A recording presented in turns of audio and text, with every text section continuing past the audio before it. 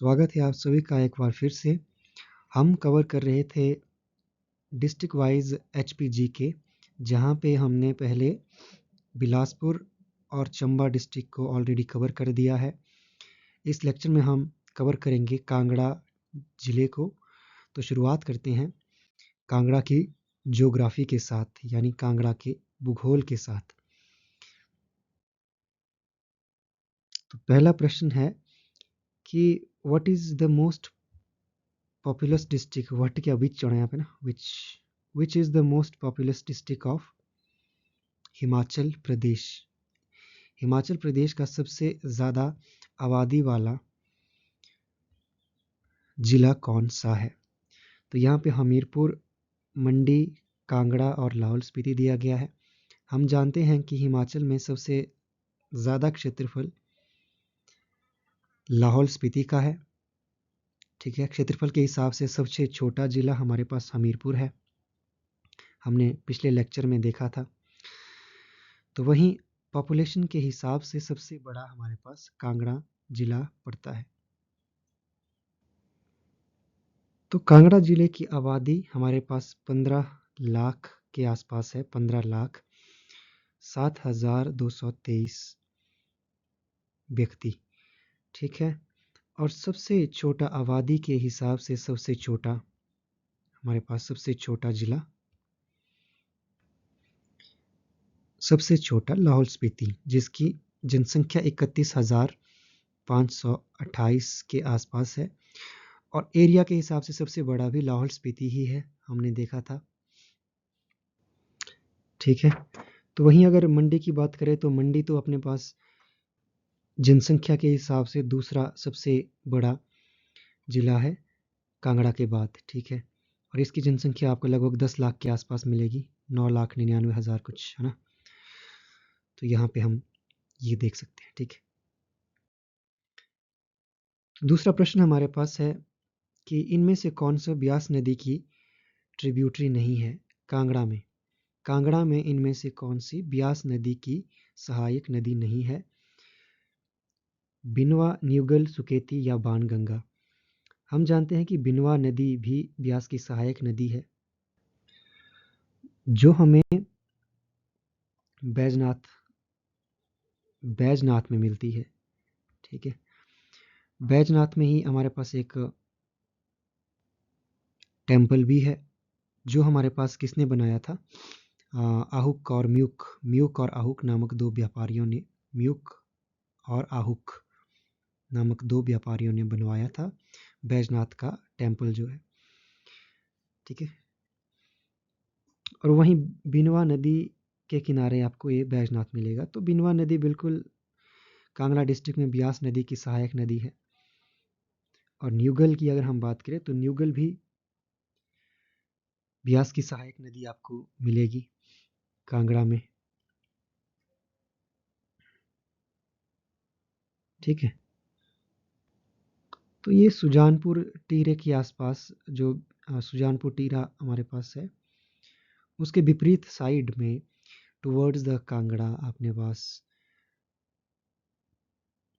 Join करती है बिलासपुर ब्यास नदी को। ठीक है, वहीं सुकेती यहाँ पे गलत ऑप्शन है, तो मतलब ठीक ऑप्शन है, मतलब ये गलत है कि ये सुकेती कांगड़ा में नहीं है। ब्यास की सहायक नदी सुकेती हालांकि है, लेकिन ये कहाँ पे है?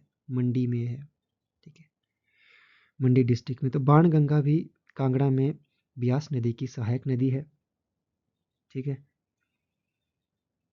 और इस बाणगंगा की भी हमारे पास जो ट्रिब्यूटरी है, इसकी फर्दर ट्रिब्यूटरी है एक चक्की, हमारे पास चक्की खड्ड जिसको हम बोलते हैं,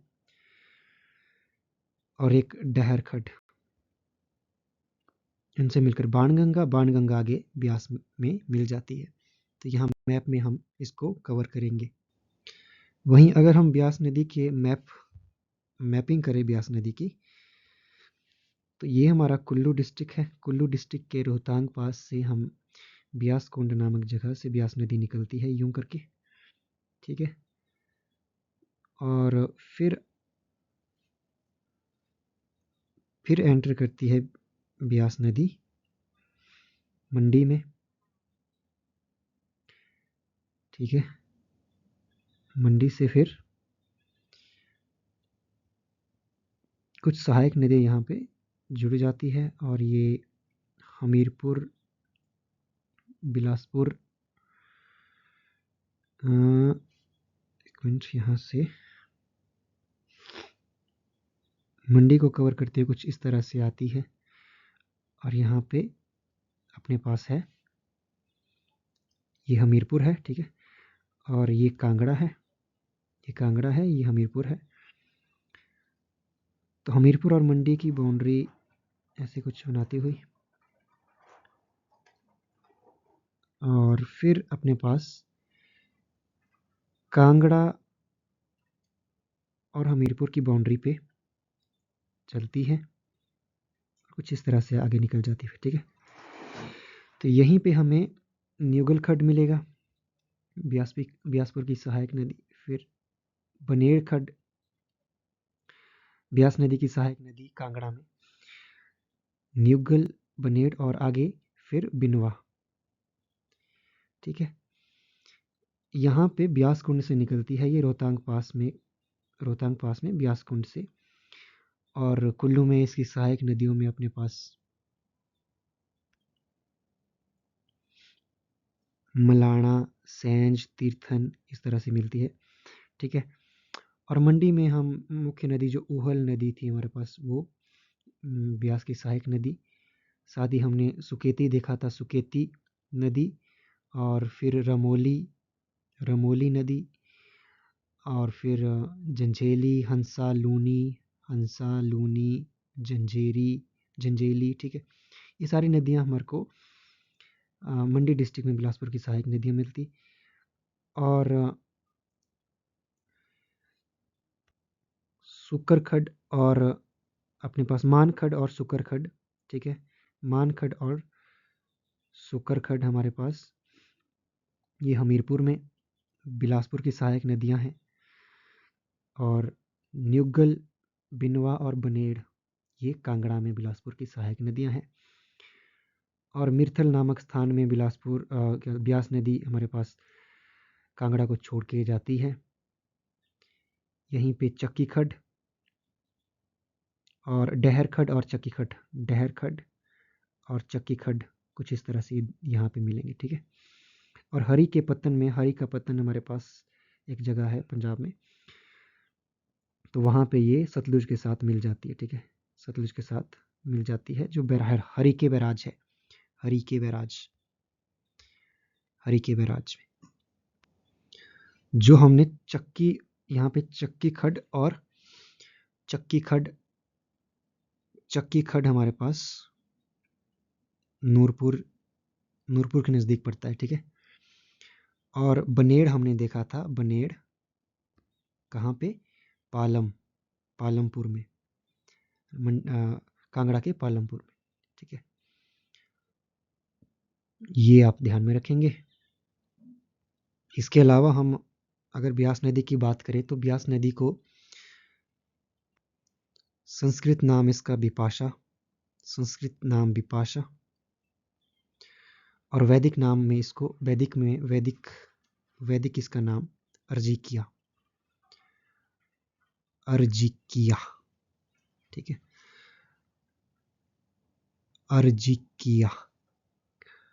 अर्जिकिया ब्यास नदी को बोला गया है, ठीक है।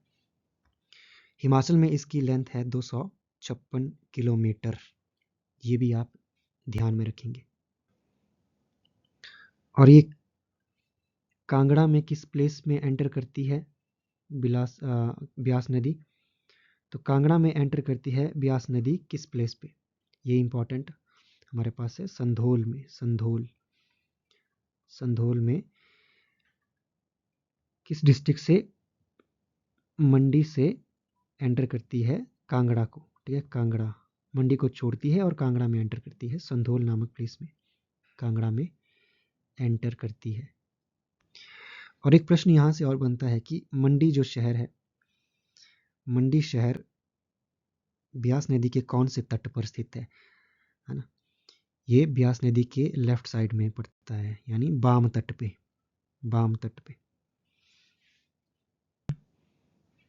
तो ये अगर हम एक और ट्रिब्यूटरी की बात करें कांगड़ा में ब्यास नदी की, तो एक अवा नदी भी है, ठीक है, अवा नदी भी, तो ये आप ध्यान रखेंगे। इसको कांगड़ा को छोड़ती है ब्यास नदी कहाँ पे, मुरथल या मिर्थल या मुरथल, जो भी बोलना आपने, मिर्थल या मुरथल, मुरथल नामक स्थान में, ठीक है। ठीक, तो इतना आप याद रखेंगे।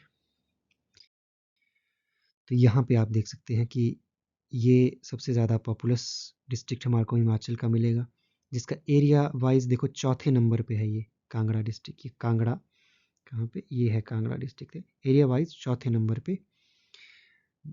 पहले पे हमारे पास सबसे बड़ा एरिया किसका है, लाहौल स्पीति का, दूसरे पे हमारे पास चंबा, ठीक है, फिर तीसरे पे किन्नौर मिलेगा और चौथे पे हमारे पास कांगड़ा। और कांगड़ा में ही सबसे ज़्यादा एससी पॉपुलेशन सबसे ज़्यादा कांगड़ा में है पॉपुलेशन वाइज, है ना।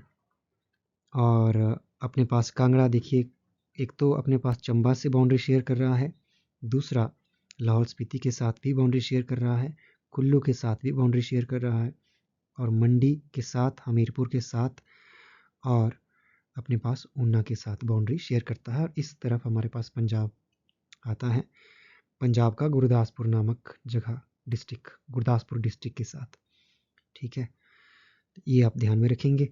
वहीं कांगड़ा की बात करें तो कांगड़ा में हमारे पास एक तो शिवालिक रेंजेस में भी इसका इलाका पड़ता है ना, लोअर, इस वाला लोअर साइड वाला कांगड़ा, साउथ वाला कांगड़ा, और उसके अलावा अपने पास इसमें धौलाधार रेंजेस चलती है साथ में, तो इस साइड से अपने पास धौलाधार रेंजेस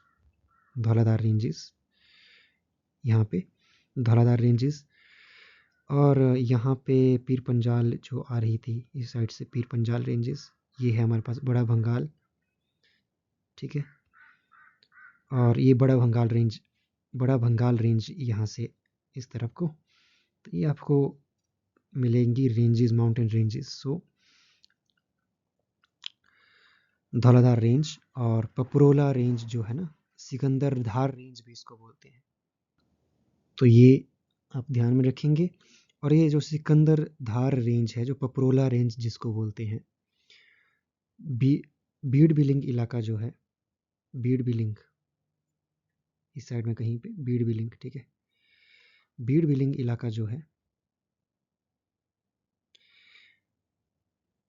बीड़ बिलिंग को कांगड़ा से अलग करता है, ठीक है, बीड़ बिलिंग को कांगड़ा से अलग करने वाली रेंज हमारे पास पपरोला रेंज या सिकंदर धार रेंज, इसको सिकंदर धार रेंज बोलते हैं। मंडी डिस्ट्रिक्ट में जब ये पहुंचती है तो इसको सिकंदर धार रेंज बोलते हैं, ठीक है, सिकंदर धार।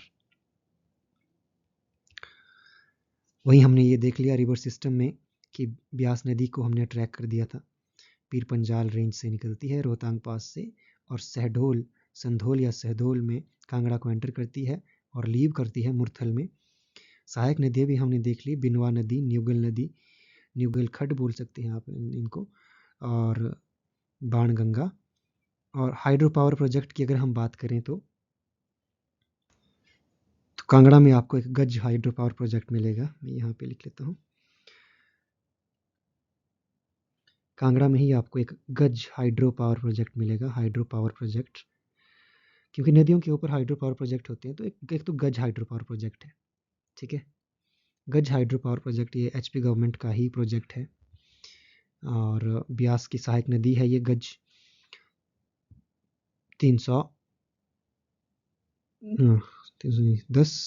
10 मेगावाट के आसपास का ये परियोजना मिलेगी, 10 मेगावाट के आसपास की परियोजना।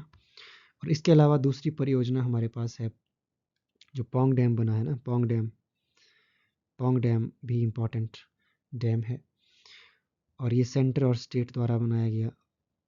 पोंग डैम पे महाराणा कौन सा है, महाराणा प्रताप सागर बांध जिसको बोलते हैं, जिसको महाराणा प्रताप सागर बांध भी बोलते हैं, हम महाराणा प्रताप सागर बांध भी बोलते हैं,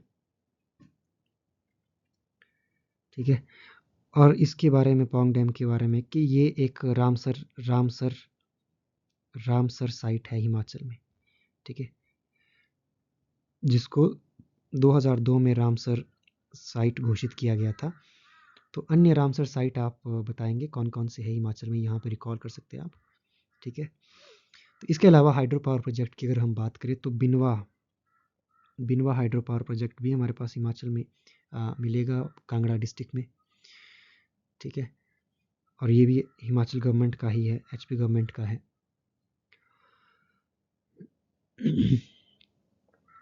ठीक है, 6 मेगावाट इसकी कैपेसिटी है। तो इस तरह से आपको एक जो पावर प्रोजेक्ट है कुछ मिलेंगे, इम्पॉर्टेंट हमने देख लिए। अगर हम यहाँ पे पौंग डैम की बात करें ना, पौंग डैम की अगर हम बात करें तो 360 मेगावाट कैपेसिटी है इसकी, ठीक है। तो ये आप ध्यान में रखेंगे। इसका पौंग डैम की एक तो इरिगेशन पर्पस भी इसका काम था, सिंचाई के लिए भी इसको बनाया गया था। सिंचाई के लिए इसमें पंजाब को और राजस्थान को सिंचाई के लिए पानी पर्याप्त पहुंचाना, और साथ में इलेक्ट्रिसिटी, दोनों इसके पर्पस है, ठीक है। ये आप ध्यान में रखेंगे। और साथ ही यहाँ पे हम अगर वाइल्ड लाइफ सेंचुरी की बात करें तो 2 वाइल्ड लाइफ सेंचुरी यानी वन्य जीव अभयारण्य आपको कांगड़ा में मिलेंगे। 2 वन्य जीव अभयारण्यों में एक है धौलाधार, जो धौलाधार रेंजेस जहाँ पे है, तो ये धौलाधार वन्य जीव अभयारण्य 982 वर्ग किलोमीटर के आसपास इसका एरिया है। और दूसरी जो अपने पास वाइल्ड लाइफ सेंचुरी है वो ये पौंग डैम जो हमने बात की थी, पौंग बांध, पौंग हाइड्रो पावर प्रोजेक्ट जो बोला था ना, बांध, पौंग डैम, महाराणा प्रताप सागर जिसको हम बोल रहे थे, वो भी एक वाइल्ड लाइफ सेंचुरी है। और साथ ही साथ एक वेटलैंड एरिया भी है हिमाचल प्रदेश का, एक आर्द्र भूमि वेटलैंड जो जिसको बोलते हैं रामसर, ठीक है। तो इधर कहीं आपको मिलेगा पौंग डैम, ठीक है। जहाँ से यहाँ ब्यास नदी जा रही थी ना यहाँ से, तो वहाँ पे ही ब्यास नदी पे ही आपके पास एक डैम मिलेगा। आगे चल के ब्यास और यहाँ से जो सतलुज आ रही थी यहाँ से हरिके नामक स्थान पे एक बैराज बनाया गया है। फिर जहाँ पे ब्यास और सतलुज आपस में मिलती है, हरि का पत्तन बोलते हैं इसको, ठीक है। तो आते हैं क्या बोलते हैं, कांगड़ा की इतिहास पे, ठीक है। पहला प्रश्न, who was the founder of Trigarta, इनमें से कौन सा त्रिगर्त की स्थापना किसने की, ठीक है। गजनी ने की, या पृथ्वी चंद ने, या सुशर्मा चंद ने, या युआन सेंग ने। यहाँ पे अगर हम देखें तो त्रिगर्त जो एक जनपद था, हिमाचल जब अपने पास जनपद बनना स्टार्ट हो गए थे तो हिमाचल में भी अपने पास 500 600 के आसपास जनपद बनना स्टार्ट हो गए थे। 600 एडी, 500 से 600 एडी में जब जनपद बनना स्टार्ट हो गए थे तो उनमें से एक जनपद हमारे पास हिमाचल में त्रिगर्त था। त्रिगर्त भी एक जनपद था। उसके अलावा हिमाचल में एक कुल्लूत जनपद भी था, ठीक है। फिर औदुंबर और कुनिंद या कुलिंद, इस तरह से कुछ जनपद थे इम्पॉर्टेंट।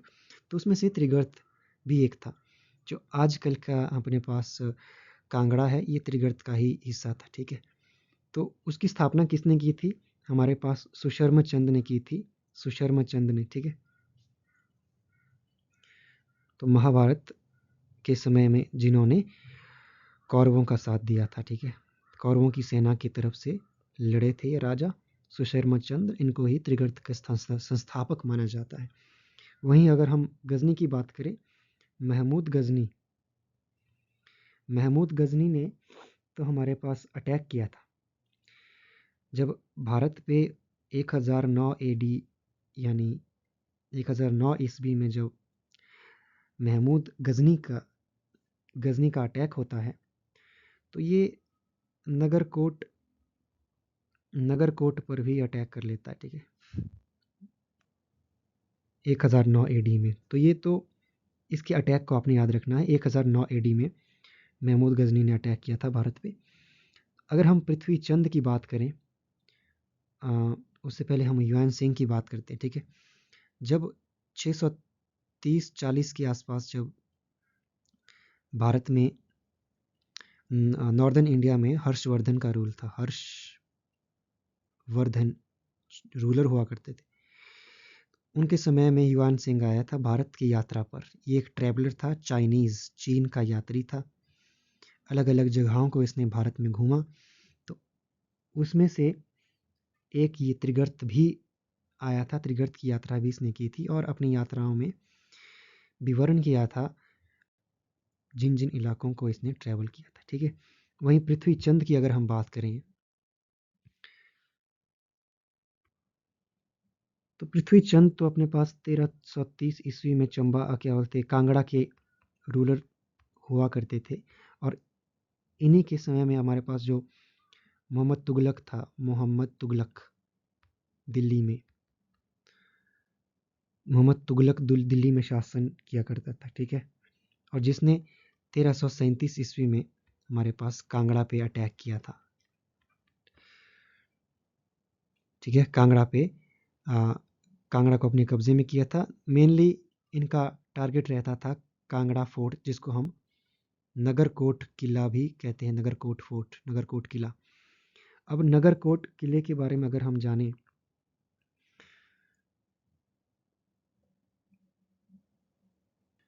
नगरकोट किले को एक तो भीमकोट के नाम से भी जानते हैं हम, भीमकोट, और दूसरा भीमनगर, भीमनगर।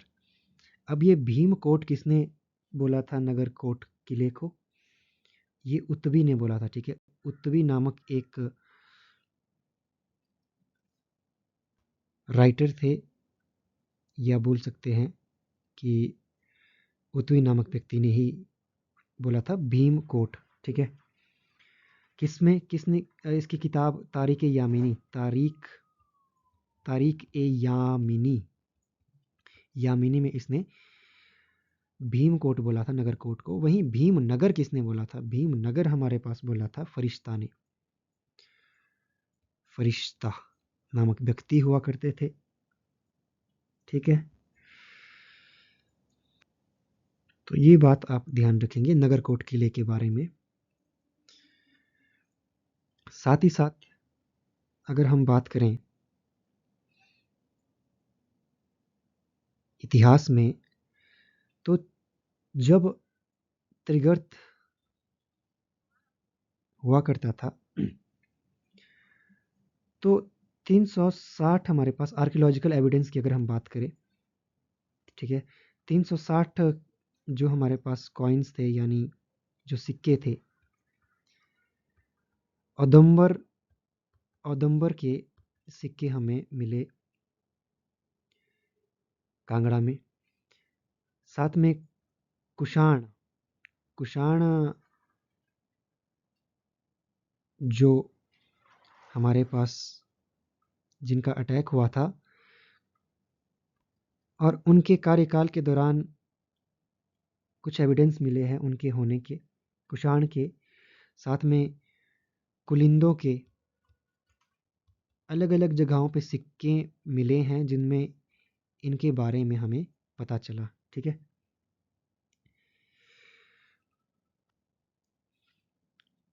तो ये बात आप ध्यान में रखेंगे। और इसके अलावा अगर हम बात करें चंबा के शासकों की, तो इम्पॉर्टेंट क्वेश्चन यहाँ से बनता है कि चंबा के शासन कौन से वंश के थे? ये थे कटोच वंश के, और चंद्रवंशी राजपूत थे ये, चंद्रवंशी। हमने बात की थी चंबा के राजाओं की, तो चंबा के राजा कौन से राजपूत वंश के थे? ये हमारे सूर्यवंशी थे, ठीक है, अपने आप को सूर्यवंशी मानते थे। वहीं कटोच रूलर्स अपने आप को चंद्रवंशी मानते, ठीक है। तो ये बात आप ध्यान में रखेंगे। और इसके अलावा हमने बात की थी युएन सैंग की। इसके अलावा और ट्रैवलर्स भी त्रिगर्त में आते हैं। युएन सैंग 635 एडी के आसपास आया।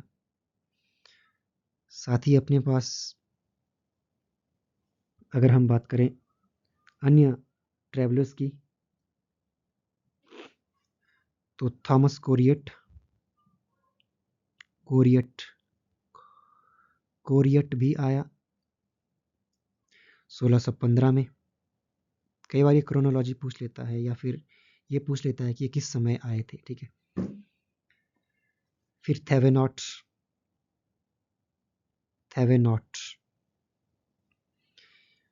1666 में आया। फिर विलियम फॉस्टर याद रखेंगे हम, विलियम फॉस्टर आया 1783 में। और अगर हम बात करें मूरक्राफ्ट विलियम मूरक्राफ्ट 1832 में ये आया। और फ्रांसिस यहाँ पे लिखते हम जरा, फ्रांसिस बर्नियर आया त्रिगर्त की यात्रा पे 1835 के आसपास। तो ये आप याद रखेंगे कौन से वंश से थे, सिक्के कौन कौन से मिले और कौन सा इनका वंश था, और ट्रैवलर्स के बारे में कि कौन कौन से ट्रैवलर्स आए थे, ठीक है। नेक्स्ट क्वेश्चन पे जब हम चलें तो अगला प्रश्न बोलता है कि जो धर्मचंद नाटक था ये मानिक चंद द्वारा लिखा गया था, ठीक है।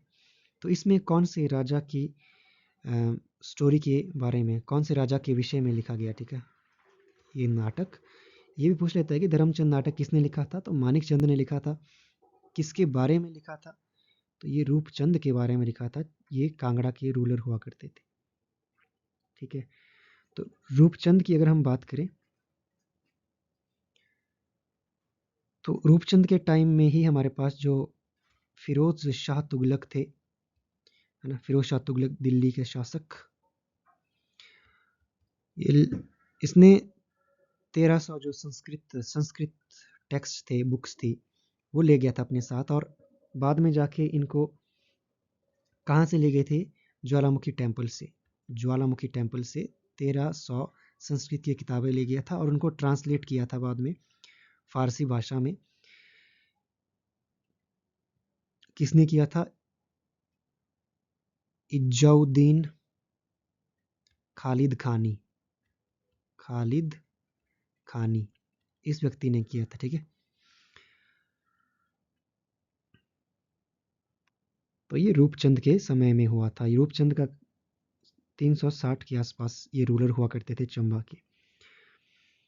वहीं अगर हम मेघचंद की बात करें, मेघचंद 1390 के आसपास राजा हुआ करते थे। इनके समय में अपने पास जो मंगोल थे, मंगोलों का भारत पर आक्रमण होता है। मंगोल तैमूर लंग जो था 1398 में, तैमूर लंग जो मंगोल था वो भारत पर अटैक करता है, ठीक है। ये आप ध्यान में रखेंगे। और जो भारत पे अटैक करता है तो हिंडूर जो है आजकल का नालागढ़, वहाँ के रूलर जो थे आलमचंद, ये इनको सपोर्ट करता है तैमूर को, और उसके बदले में ये हिंडूर पे अटैक नहीं करता, ठीक है। ये आप ध्यान में रखेंगे। मूरक्राफ्ट के बारे में हमने अभी देखा कि ये एक यात्री था, मूरक्राफ्ट ने यात्रा की थी 635 के आसपास, ये त्रिगर्त में आया था यात्रा करने, ठीक है। वहीं धर्मचंद आपको यहाँ पे देखने को मिलेगा, धर्मचंद ऑप्शन। तो मानिकचंद ने धर्मचंद नाटक लिखा था, लेकिन धर्मचंद के बारे में नहीं लिखा था, रूपचंद के बारे में था वो, ठीक है। अगर हम धर्मचंद की बात करें तो धर्मचंद हमारे पास अकबर के समय के कांगड़ा के रूलर है, ठीक है। 1540 के आसपास ये कांगड़ा के शासक या राजा हुआ करते थे, ठीक है। साथ में ये शेरशाह सूरी के भी समकालीन थे। और जो सिकंदर सूरी थे, सिकंदर सूरी उनके समकालीन भी थे। ये सिकंदर सूरी शेरशाह सूरी के नेफ्यू थे, ठीक है, ये ऐसे ही ध्यान रखो आप, ठीक है। तो ये हमने देख लिया।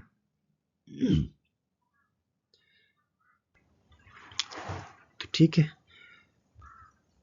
धर्मचंद अकबर की कंटेम्प्रेरी या समकालीन। अगले प्रश्न की तरफ चलते हैं। तो अगला प्रश्न हमारे पास बोलता है कि वो कौन से रूलर थे जिनके समय में फिरोज शाह तुगलक ने 13,000 संस्कृत की किताबें ज्वालामुखी मंदिर से ले गया था अपने साथ, ठीक है। तो हमने जाना था कि उस समय पे किसका कार्यकाल था, रूपचंद राजा हुआ करते थे कांगड़ा के, ठीक है। और रूपचंद के टाइम में ही हमने देखा था धर्मचंद नाटक लिखा था। रूपचंद के बारे में लिखा धर्मचंद नाटक धर्मचंद के कार्यकाल में था, लेकिन मानिक चंद ने लिखा था, है ना, मानिक चंद ने। लेकिन उसमें जिन रूलर के बारे में, जिन राजा के बारे में लिखा था वो रूपचंद थे, ठीक है। धर्मचंद नाटक। वहीं अगर हरिचंद प्रथम की बात करें तो हरिचंद ने 1405 में गुलेर की स्थापना की थी। इनके पीछे कुछ स्टोरी थी, ठीक है, जिनकी वजह से उन्होंने गुलेर बाद में शासन गुलेर में अपना स्टेट बनाना पड़ा था इनको, ठीक है। और स्टोरी ये थी कि जब ये किसी शिकार पर गए हुए थे और फिर शिकार पे जाते जाते ये अपने जो अधिकारी थे उनसे बिछड़ गए थे और एक कुएं में गिर गए थे। फिर उन्होंने बाद में लोगों ने उनको मरा हुआ समझ के फिर उनकी जो रानी थी वो सती हो गई थी। और 21 दिन बाद जब कोई एक व्यापारी वहाँ से गुजर रहा था तो उन्होंने उन राजा को जिंदा पाया। और जब वो वापस आए कांगड़ा में तो उन्होंने देखा कि उनके जो भाई करमचंद थे वो गद्दी पर बैठ गए हैं। उनको गद्दी पे बिठा दिया गया है क्योंकि उनको मरा हुआ मान के ना। तो उन्होंने फिर एक नई जगह अपने हरिपुर टाउन स्थापित किया और एक नया जो स्टेट था गुलेर नामक, गुलेर की स्थापना किसने की थी, तो ये वही हरिचंद थे, ठीक है, हरिचंद वन। वहीं अगर विधिचंद की बात करें, विधिचंद 1588 में कांगड़ा के रूलर थे। तो इनके समय में इन्होंने मुगलों के खिलाफ विद्रोह कर दिया था, ठीक है।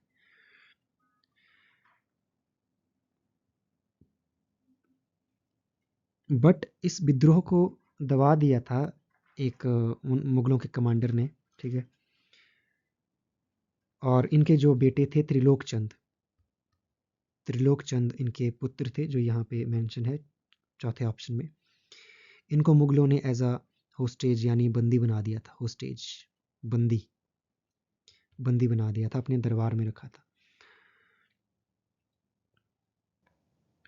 ठीक है। और अब त्रिलोक चंद की बात करते हैं। ये विधि चंद के पुत्र थे, ठीक है, जहांगीर के समकालीन थे। मुगलों के जो राजा जहांगीर बादशाह बोल सकते हैं, जहांगीर के समकालीन त्रिलोक चंद थे, ठीक है। वहीं अगर हम घमंड चंद की बात करें, Ghamand Chand one of the most important ruler of raja of Kangra, ठीक है। घमंड चंद 1751 में घमंड चंद राजा हुआ करे कांगड़ा की।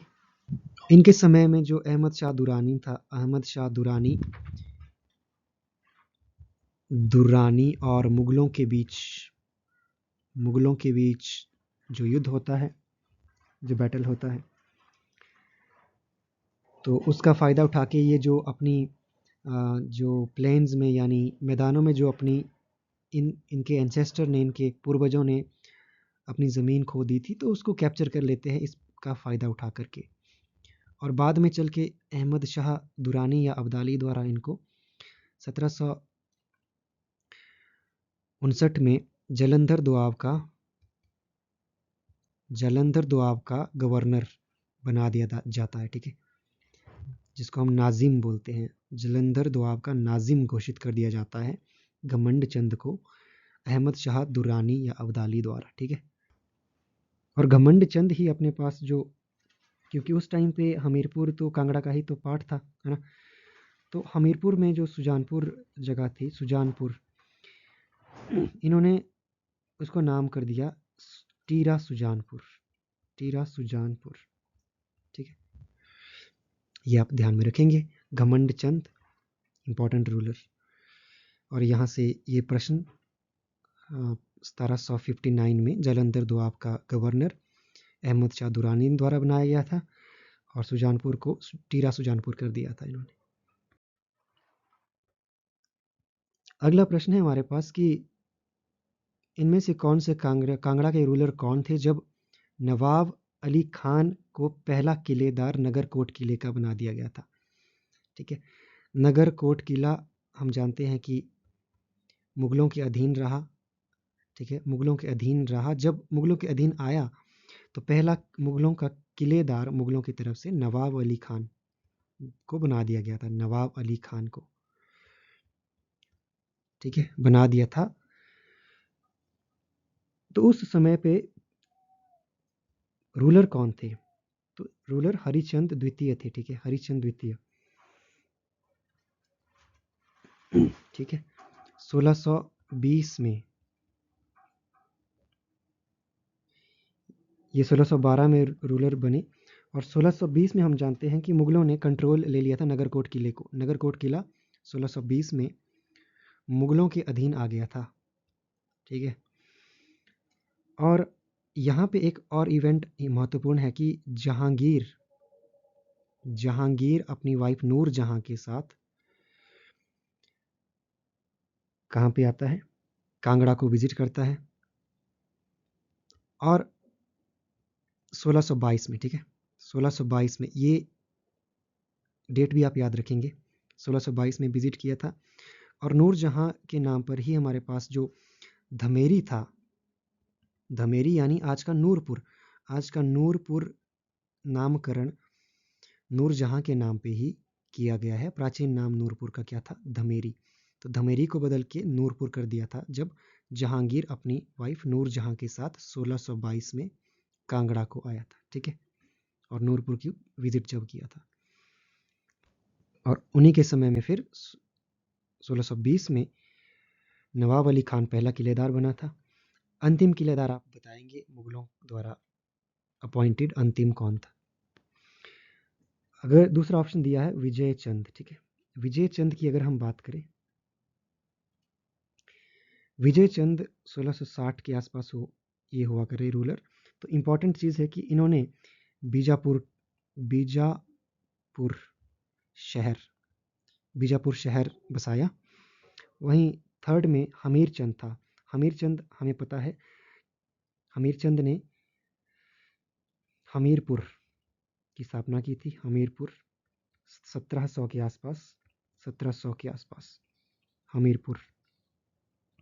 और घमंड चंद हमने डिस्कस किया 1751 के आसपास ये रूलर थे कांगड़ा के। ठीक है, जलंधर दोआब, है ना, जलंधर दोआब का गवर्नर और टीरा सुजानपुर हमने देख लिया था पिछले प्रश्न में। और संसार चंद की अगर हम बात करें, महाराजा संसार चंद, ये भी one of the important ruler. संसार चंद कांगड़ा के most important ruler, one of the most important ruler. तो जब ये गद्दी पर बैठे थे ये सिर्फ 7 वर्ष के थे। ठीक है, 7 वर्ष के थे। और इन्हीं के दौरान जो हमारे पास पहले सिख सरदार जस्सा सिंह रामगढ़िया जिनको हम बोलते हैं, जस्सा सिंह का अटैक होता है कांगड़ा पर। ठीक है, तो उन 12 मिसलों के, सिखों की 12 मिसलों में रामगढ़िया मिसल के जस्सा सिंह रामगढ़िया ने कांगड़ा पर अटैक तो किया, साथ में चंबा, नूरपुर पर भी अटैक किया। यानी पहाड़ों में जो हिल स्टेट्स थे उन पे अटैक करना स्टार्ट कर दिया। ठीक है, तो संसार चंद ने फिर मदद मांगी कन्हैया या कानिया, जय सिंह कानिया, कन्हैया कन्हैया कानिया मिसल, जय सिंह कानिया। तो ये कानिया मिसल के थे, KNY, कानिया कानिया वाई, कानिया मिसल के जय सिंह कानिया की मदद मांगी अगेंस्ट जस्सा सिंह रामगढ़िया के खिलाफ। ठीक है, तो इसके बदले में जब 1787 में जो फोर्ट था, कांगड़ा फोर्ट, वो आ गया क्या बोलते, कन्या के हाथ में। ठीक है, और उससे पहले था ये मुगलों के अंडर। मुगलों के अंडर नगरकोट फोर्ट कब तक रहा? 1773 तक। ठीक है, 1773 तक। ठीक, और 1787 में अपने पास ये किला दे दिया संसार चंद ने जय सिंह कन्या को। ठीक है, ठीक, और संसार चंद उसके बाद एक्सपेंशन स्टार्ट कर दिया। संसार चंद ने अपनी जो साम्राज्य था, अपना जो राज्य था, उसका विस्तार करने के लिए आसपास के जो स्टेट्स थे उन पे अटैक करना स्टार्ट कर दिया। उसी में चंबा था। चंबा से जब रिहलू एरिया मांगा संसार चंद ने, तो चंबा के राजा जो उस टाइम थे राज सिंह, तो उन्होंने देने से इनकार कर दिया। उसकी वजह से दोनों के बीच में बैटल होता है नेरटी शाहपुर जो है। ठीक है, शाहपुर, वहाँ पे बैटल होता है और चंबा के राजा मारे जाते हैं उस बैटल में। ठीक है, चंबा के राजा मारे जाते हैं बैटल में, चंबा के राजा राज सिंह मारे जाते हैं। और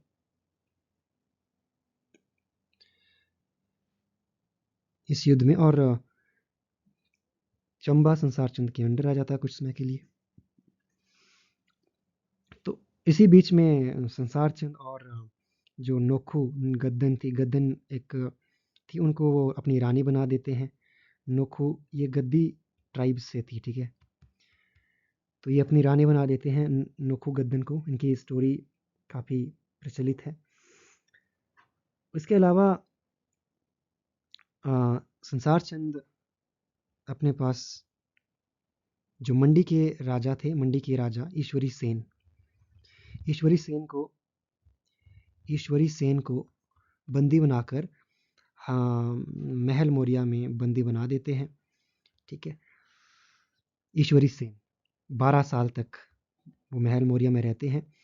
तो उसके बाद जब पहाड़ों के अन्य राजा, जो मुख्यतः कहलूर के राजा यानी बिलासपुर के राजा महान चंद, अमर सिंह थापा जो गुरखा कमांडर थे, उनसे हेल्प मांगते हैं संसार चंद के अगेंस्ट कि हमारी मदद कीजिए।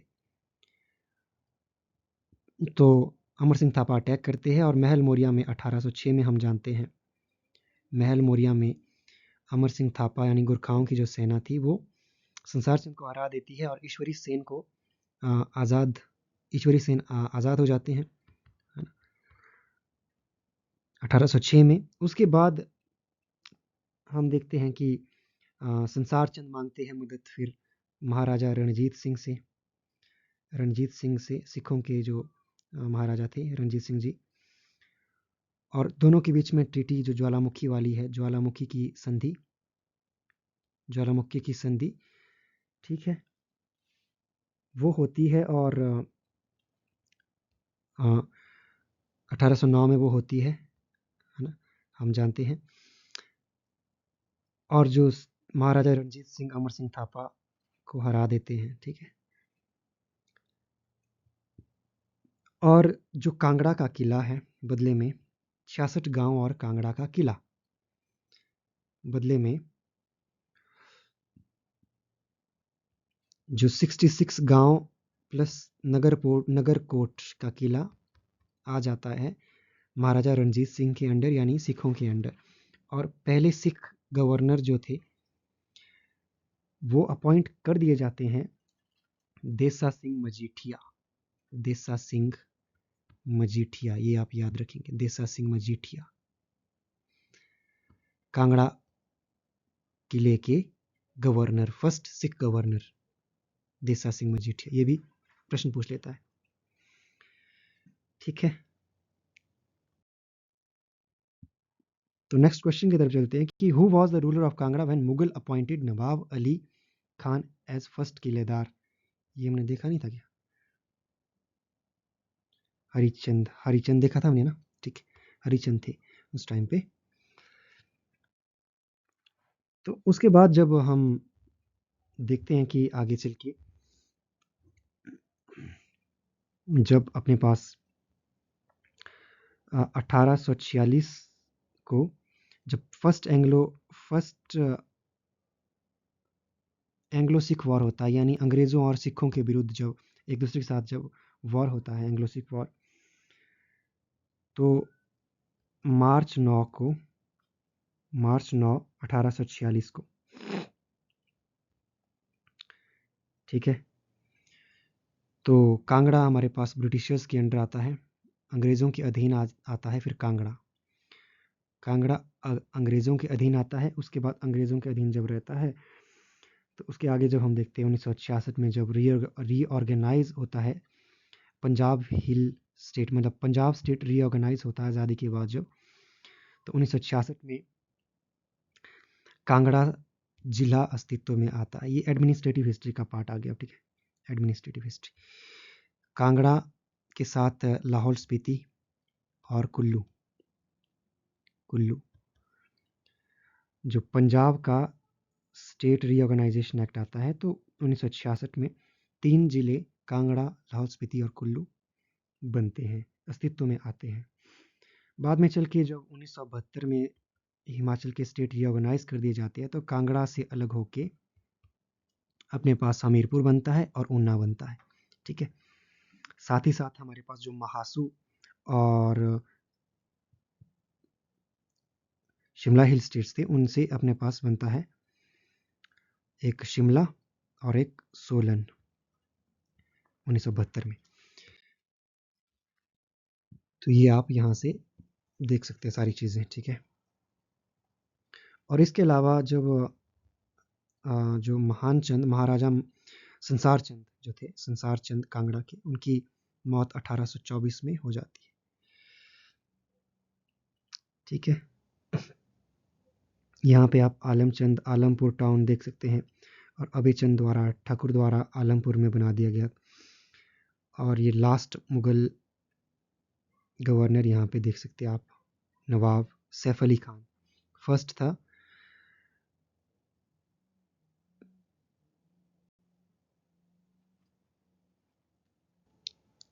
नवाब अली खान और सैफ अली खान, ठीक है, अंतिम। तो अब कुछ ऑफ शूट्स की बात करते हैं, मतलब जो कांगड़ा से निकल के आगे स्टेट्स बने कुछ, उन स्टेट्स से भी निकल के कुछ स्टेट्स बने। तो यहाँ पे वही है कि जसवां स्टेट किसके द्वारा फाउंड किया गया था, जसवां स्टेट की स्थापना किसने की थी? पूरब चंद, हरिचंद, एक सिबरन चंद, या जसपाल या जेठपाल, यहाँ पे ऑप्शन में दिए गए हैं। तो जसवां, जसवां स्टेट, ठीक है, जसवां आजकल ऊना में, ऊना के अंडर जो है आजकल, ठीक है, आज का ऊना। तो इसकी स्टेट की स्थापना पूरब चंद ने की थी और 1170 में पूरब चंद ने की थी, ठीक है। इतना ही आप याद रखेंगे इसके बारे में। और दूसरा हरिचंद, हम जानते हैं कि गुलेर, गुलेर की स्थापना की थी, हमने देखा था 1104 था शायद ना, 4 में, 4 या 5 था, कुछ ऐसा देख लेना आप पीछे ना, हरिचंद। और तीसरा सिबरन चंद ने तो सिब्बा, सिब्बा स्टेट की स्थापना की थी, ठीक है। सिब्बा स्टेट की स्थापना कब की थी? 1450। ये डेट्स आप याद रखेंगे और इनके संस्थापक याद रखेंगे। स्टेट की स्थापना 1450 में, और सिब्बा स्टेट को ही जब आए थे ना 1622 में, जो अपना जहांगीर और अपनी उनकी रानी जो नूरजहां आए थे, जहांगीर और नूरजहां 1622 में, तो सिब्बा के आसपास ही आए थे वो, ठीक है। वहीं अगर जसपाल की बात करें, जसपाल हमें पता है, जसपाल जसपाल ने जो सबसे छोटा ऑफशूट है, सबसे छोटा ऑफशूट कौन सा है? कुटलहर, कुटलहर,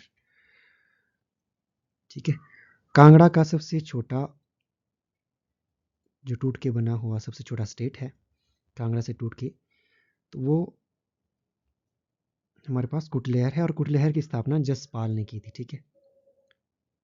ये इतना याद रखेंगे। 10वीं या फिर 11वीं शताब्दी के आसपास इनका जिक्र मिलता है, ठीक है, 10th और 11th सेंचुरी में। और वहीं जेठपाल की अगर हम बात करें, तो जेठपाल ने नूरपुर नूरपुर की स्थापना 1000 ईस्वी में की थी, ठीक है। 1000 ईस्वी में नूरपुर की स्थापना जेठपाल ने। इतना ही आपसे एग्जाम में पूछते हैं। और नूरपुर वही जब पहले पुराना नाम जिसका क्या था, धमेरी, और आफ्टर 1622 में जब ये दोनों महाशय आए थे, तो इन्होंने चेंज कर दिया था नाम, ठीक है। यहाँ पे आप देख सकते हैं फिर गुलेर, सिब्बा, सिब्बा यहाँ पे सिब्बा की अगर बात करें तो सिब्बा, और हम क्या छूट गया था हमारे से, दातरपुर है ना, दातरपुर, दातरपुर की स्थापना दातर चंद ने 1550 में की थी, ठीक है। 1550 में दातर चंद ने दातरपुर की स्थापना, सिब्बा की शिव रामचंद ने। बाकी आप यहाँ पे देख सकते हैं, ठीक है। नाउ इकोनॉमी, आर्ट और कल्चर की अगर हम बात करें, और जो अन्य यहाँ से जीके बच सकता है, तो पहला प्रश्न है कि इनमें से कौन सी जगह पे कांगड़ा की जो फेमस है टी प्लांटेशन के लिए? पालमपुर, धर्मकोट, खनियारा या ज्वालामुखी? तो इनमें से पालमपुर फेमस है टी प्लांटेशन के लिए, ठीक है, यानी चाय की खेती के लिए। चाय की खेती 1850 में शुरू की गई थी। एक तो पालमपुर हो गया वहाँ पे, वहीं कांगड़ा,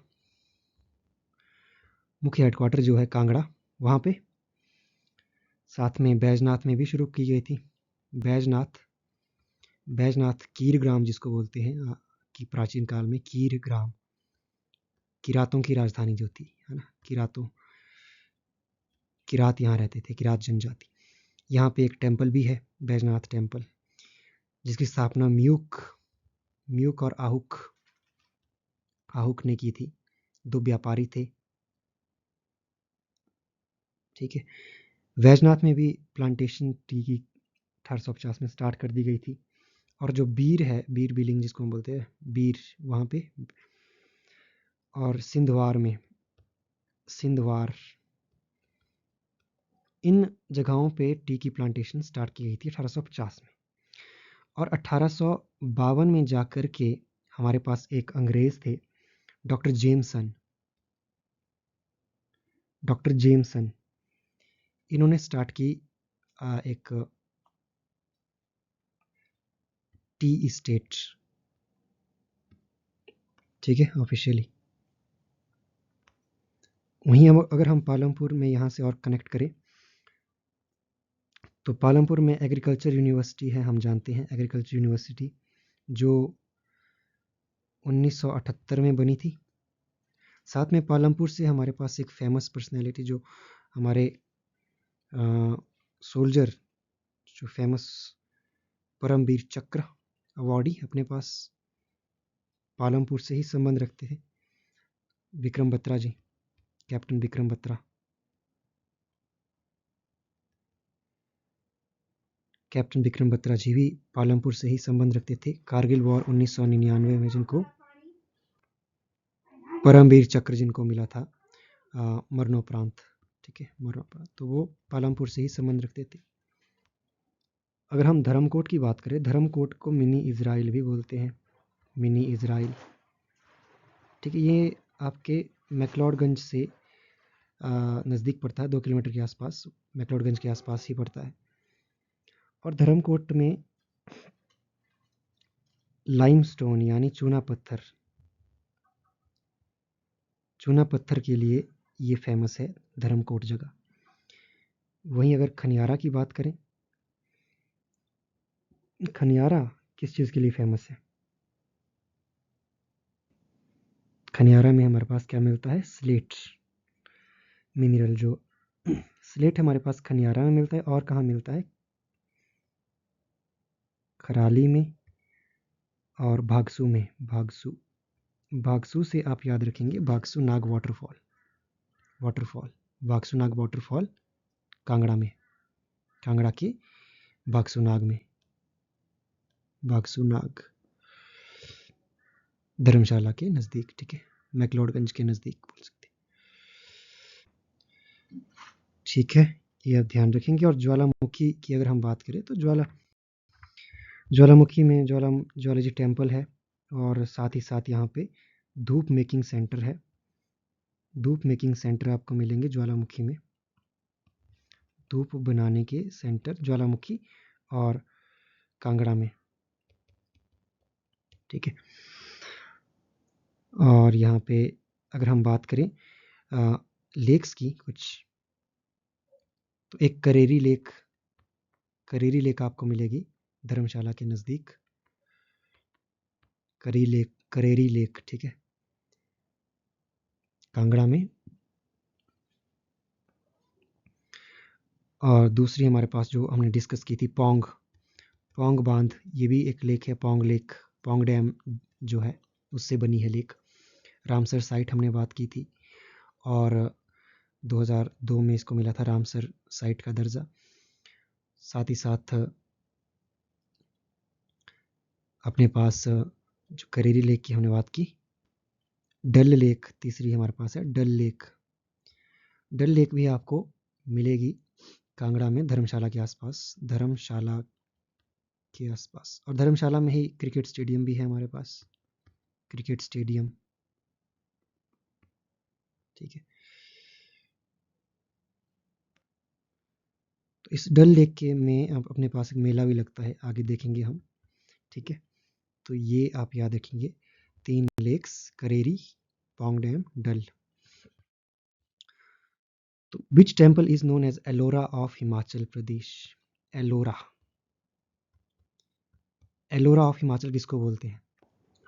एलोरा वैसे तो हमारे पास कहाँ पे है? महाराष्ट्र में है ना, एलोरा केव्स, जहाँ पे अपने पास रॉक कट केव्स है। ये रॉक को काट के बनाया गया। तो वैसे ही हिमाचल की जो एलोरा किसको बोलेंगे हम? तो हिमाचल के एलोरा, ज्वालामुखी temple, Chamunda Devi temple, Bajreshwari temple या बैजनाथ टेम्पल। तो एलोरा तो इनमें कोई नहीं बोलते, तो आप एक ई ऑप्शन करो, चलो क्रिएट। तो आप लिखेंगे फिर मसरूर रॉक कट टेम्पल, ठीक है। तो मसरूर रॉक कट टेम्पल को हम एलोरा ऑफ हिमाचल बोलते हैं, ठीक है। तो वहीं ज्वालामुखी टेम्पल की बात करें,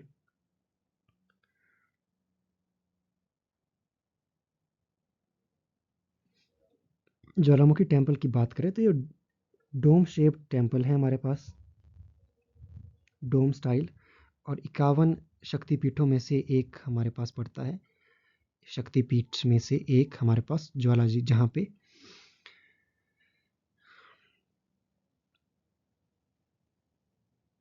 अपने पास देखा था हमने धूप मेकिंग फैक्ट्री भी है। यहाँ पे धूप मेकिंग अपने पास के लिए फेमस प्लेस है। ये धूप यहाँ पे बनाया जाता है। और ज्वालामुखी टेम्पल डोम शेप्ड टेम्पल है।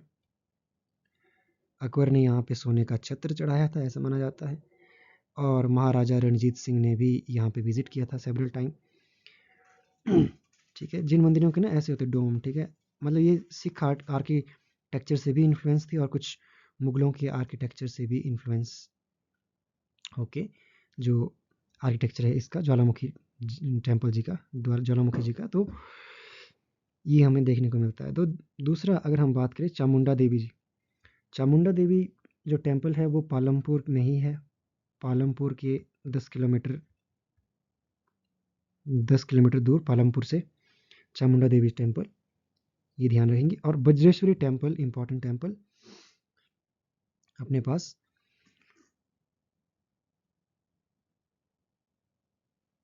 वज्रेश्वरी टेम्पल। और इस टेम्पल को जब गजनी आया था ना, गजनी 1009 AD में, तो उसने इस टेम्पल को भी डिस्ट्रॉय किया था, ठीक है, इस टेम्पल को डिस्ट्रॉय किया था।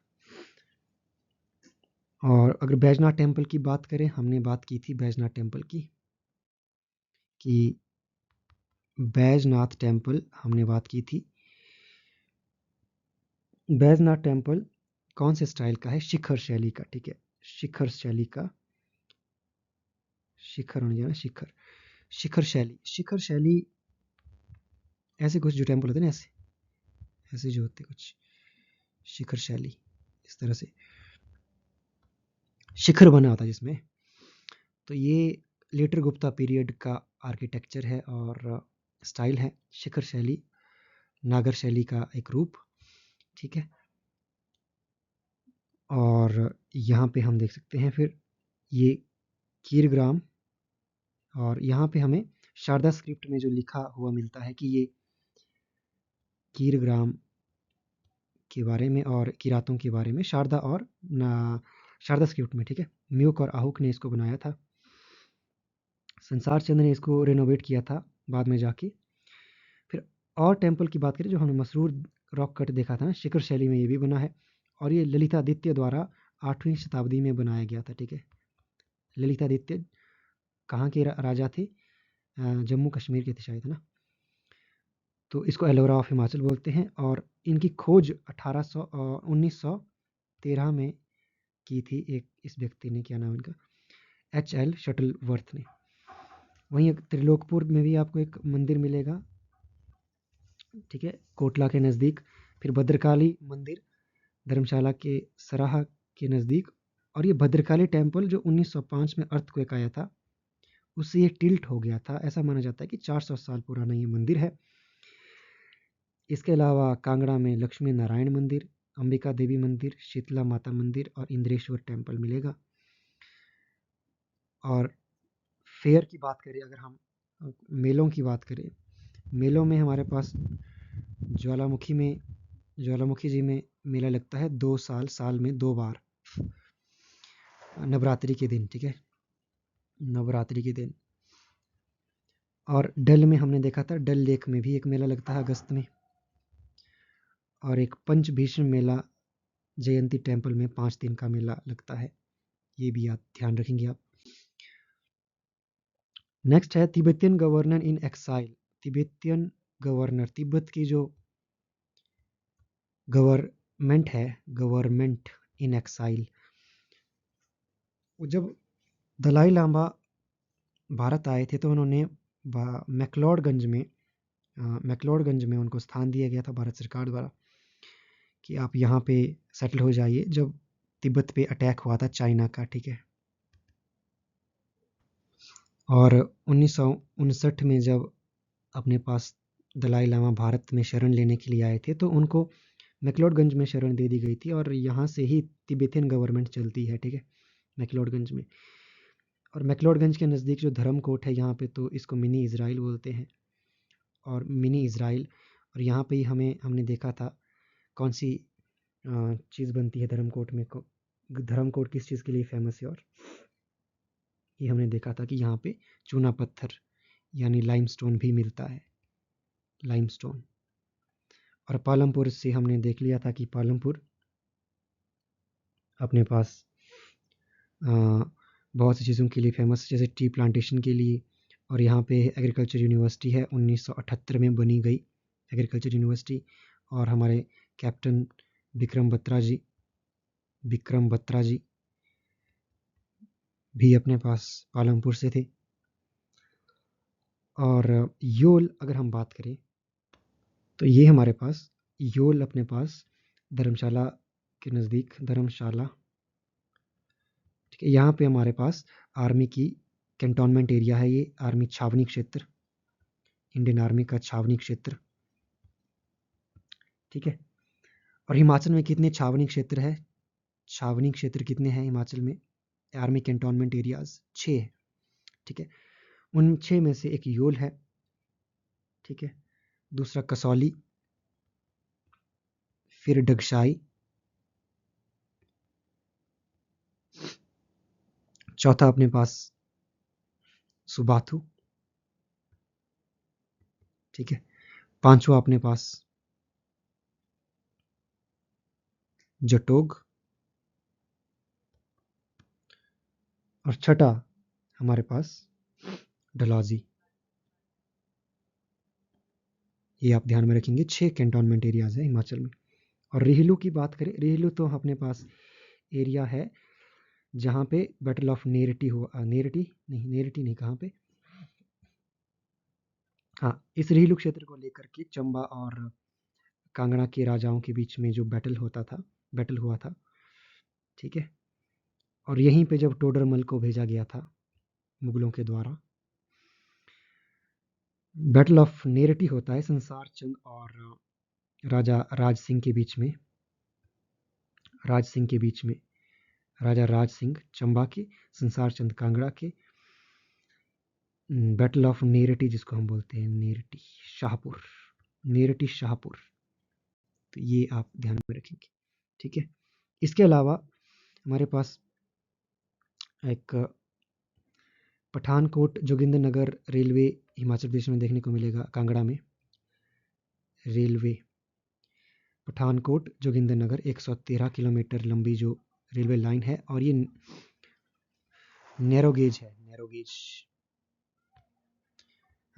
नैरो गेज मतलब जब हमारी रेलवे पटरियों की चौड़ाई सबसे कम जब होती है वो नैरो गेज होती है। ठीक है, 0.76 मीटर के आसपास जब हो तो उसको नैरो गेज बोलते हैं।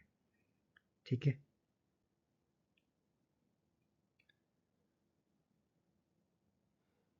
और अपने पास मूर क्राफ्ट ने भी रेहलू क्षेत्र को विजिट किया था, क्राफ्ट। ठीक है, 1820 में। और मैक्लोडगंज में हमने देख लिया। और बीर बिलिंग नामक स्थान पैराग्लाइडिंग के लिए फेमस है। और धर्मशाला में जो म्यूनसिपैलिटी बनी, यानी नगर निगम बना, म्यूनसिपैलिटी को नगर परिषद, नगर पालिका, हाँ, पालिका बोलते हैं ना, नगर पालिका बनी 1867-68 में। ठीक है, 68 में। और धर्मकोट हम जानते हैं, मिनी इजराइल, योल कैंप को हमने देख लिया, कैप्टन विक्रम बत्रा जी को देख लिया। तो इस तरह से ऑलमोस्ट मोस्ट इम्पॉर्टेंट क्वेश्चंस जो हमारे कांगड़ा डिस्ट्रिक्ट से बन सकते हैं वो हमने कवर कर दिए। नेक्स्ट लेक्चर में हम किसी और डिस्ट्रिक्ट को कवर करेंगे। तब तक के लिए धन्यवाद।